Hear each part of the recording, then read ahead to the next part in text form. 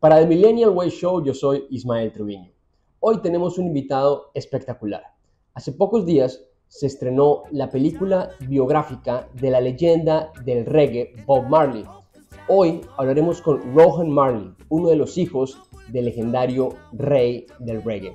Y vamos a hablar de todo, no solamente del proceso de producción de la película, donde estuvo involucrada gran parte de la familia de Bob Marley, sino también de el mensaje de la música del rey del reggae.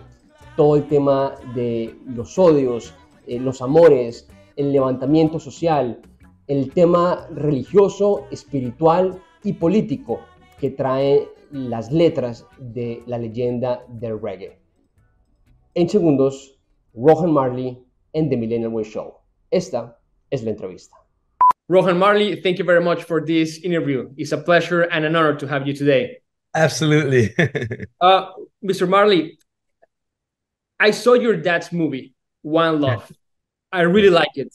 But were you and your relatives happy or satisfied with the final result?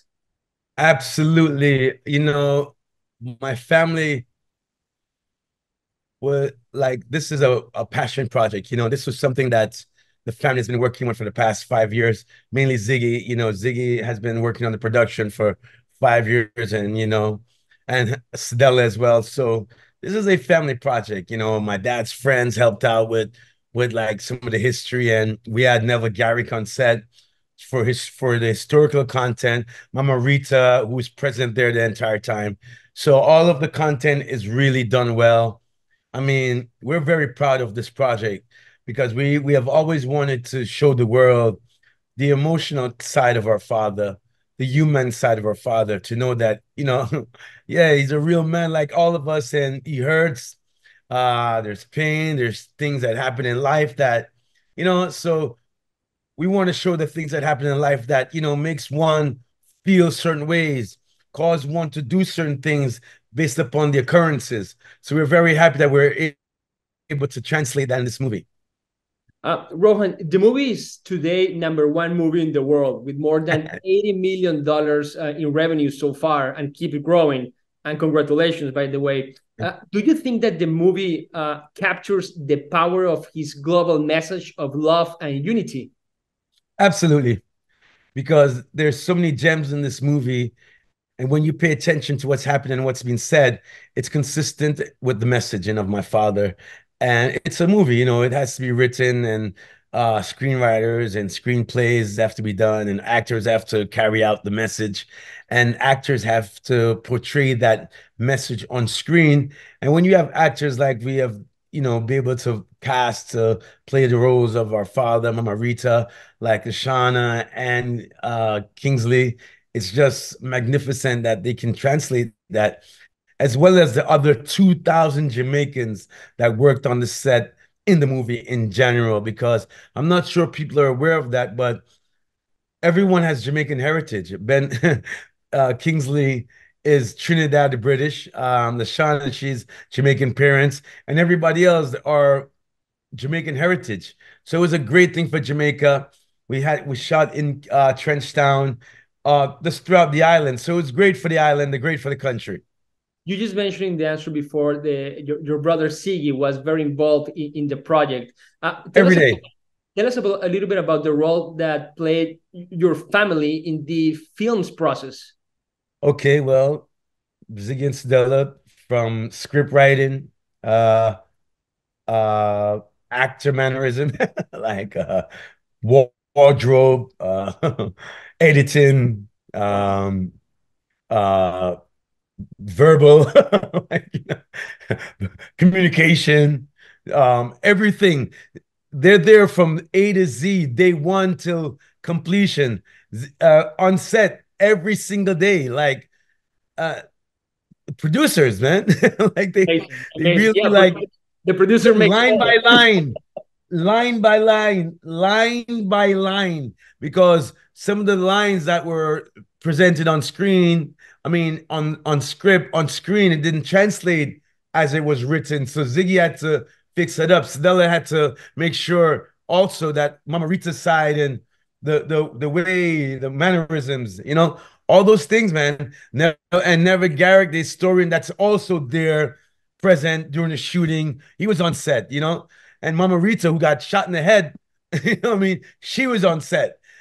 So Wow. it's like having the people there, and Faye, who's my father's friend, and Tommy Cohen's daughter playing Sister Marcia, Family Man's Aston, his son's playing him, Junior Marvin's son, and the young Jamaicans that are playing these parts.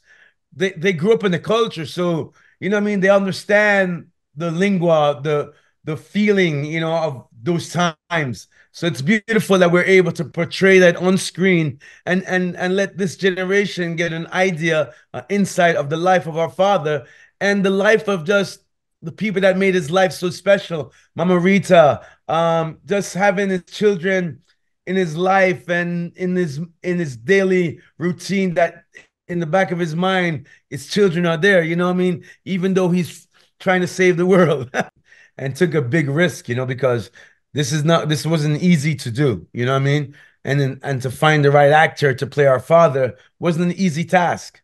So he put himself out there for that, you know what I mean? And yeah, it's a big risk, but we did it, you know. Zeke was able to do it.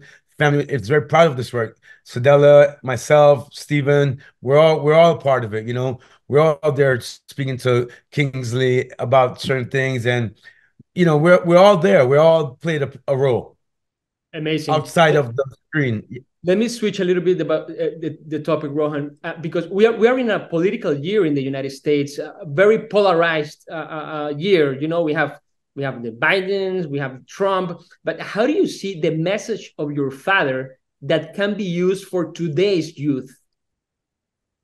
The message of our father should be used in regards to the youth after they needs to wake up and know that the government is here to service the people. The government of this world, they are servants to humanity. They're there to be more Christ-like. They're to be more compassionate toward the needs of humanity. Because there's no sides. You can't have a side. We all want the same things as people. We want safety. We want peace. We want love. There's no side in that. You can't choose a side when it comes to togetherness and people working as family members of the human race. And the government of this world supposed to be able to help the people facilitate that. They're facilitators, not antagonizers and create dissension amongst this party and that party. Why? We're not gangs. We're human beings trying to raise our kids and live in this world and follow the laws that these people are making. But if they're making laws just to crucify and persecute you, what sense does it make? You know, the government is supposed to be for the people. Rohan, you were 9 years old when your father passed away. There was any life advice that your father, the legendary Bob Marley, told you when you were young that perhaps would you like to share with our audience? Well, yes, many, but one in particular, you know, I wasn't the most disciplined boy. I wasn't such a, I didn't listen well. But I remember one day, the last time my father spoke to me, he said these words. He says, that if I was to give any more trouble, basically his words, if you give any more trouble, you're not my son. And being that I'm a rude boy and I thought I was older than I am, in my mind, I'm like, how can my father say that to me? But not knowing what he's thinking in his head and the time that he had on this planet, he had to be very abrupt with the information.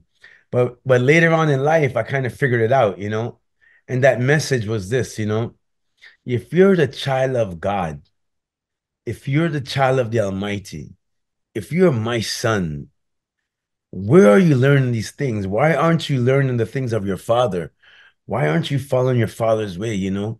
So if you're God's child, you have to act godly. You have to be more God conscious, you know?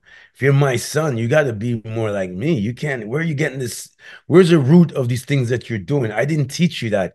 Why are you learning these things? Who is your master? Who is your father that's teaching you these things that you're learning? What God are you praising? Is your God like this? As a young boy, but he's telling me that for my life to learn these things because at that age, it's really black and white. Okay, Dad, I won't give any more trouble because I'm your son. But when you grow older, you kind of get it what it meant by that. If you're God's kid, man, you have to act like a God kid. Like you have to be godly, you know. So that's what I got from that. I appreciate love people and how we must love everyone, no matter what they come from or what they have. We should not care about things. We're not things person, you know. Amazing, amazing. And thank you very much for sharing those two so Yeah. valuable advice for our audience and for everybody that is watching this interview. Let me ask you about another region that I heard you in an interview that you did a few days ago uh, about Colombia. How close Yeah. are you to this country, its landscape, music, and people? You know, we love naturally we grew up loving, you know, like Valderrama. You know what I'm saying? You know, so we're footballers and we love the culture because, you know, Jamaica is very close to Colombia because a lot of heritage are intertwined within just the Americas in general, you know. And I had the opportunity to visit Colombia, Medellin, and I went to I think the Corona, what do you say, the Communal? Yeah, so culturally, artistically, musically, the culture is very vibrant. There's a great, you know, the great African presence there in regards to the natives of the country itself. And I myself, you know, I have a daughter that's Colombian, so I'm very happy about that, being able to just live a life and understand the entire universe. I know that the earth is one, you know, and whether you live in Colombia, whether you're in Mexico, whether you're in Brazil, whether you're in Chile, Argentina, Uruguay, Paraguay, Bolivia, you name it, you know, Guatemala, Venezuela, anywhere. Rohan, I know that I mean, we have short time, and this will be my last question. And is why do you define the music of your father as pure medicine? I heard you saying that, and I was so intrigued about it because I also feel the medicine, but I would like from you to have that definition. Why Okay, it is pure medicine for you? let me tell you this. I have a Cuban girlfriend, you know, and she's spicy. So sometimes if I'm acting up or I'm not being such a good boy, you know, she disciplines me. You know, don't talk to me for so long or whatever, you know. But what happens is my father's music, it corrects my emotions. It teaches me how to be more humble and how to accept my rights and my wrongs, how to accept myself in the present moment, how to not worry about the past and how to be present in life and feel good, you know, like and empowers me. So that's for relationship, you know, when I'm going through something, my father's music just gives me the love from within myself to be able to re-love my own purpose in life and to give this love I have again, because maybe why I was being this way because of my selfishness, you know. So my father's music will teach me to be unselfish and be humble enough to say, hey, you know, maybe I'm sorry, la la la, you know, gives me that humility. When it comes on to sports, when I'm going to play a big game or something, I put my father's music on because it mellows me out, it calms me down, and it puts me in a spirit of a conqueror, you know. I get to this place where I become the king within my own self, and I know that I am the greatest being that ever lived in this life to myself. So that gives me the power to dominate and be what I am.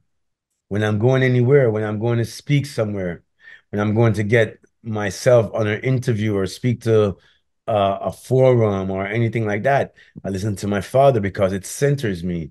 It edifies me. It gives me the wisdom of knowledge, the knowledge and the wisdom that I seek in life. It connects me to my inner self and my inner peace. This way, my words become what I am in the wholeness of self, because I'm able to align my consciousness with my higher consciousness. So I become one with itself, and I receive the messaging from the ether, because when I can becomes silent and patient and find that humility that my father's music gives me, and gives me the stillness that I need in order to receive, I become very still within self, and I find a moment where all the information transcends or descend upon me, because it comes from the ether, the higher consciousness, and I'm able to get into that moment of self. And that's what my father music do for me.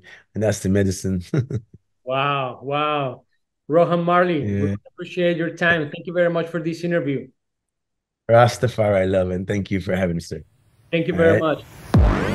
much.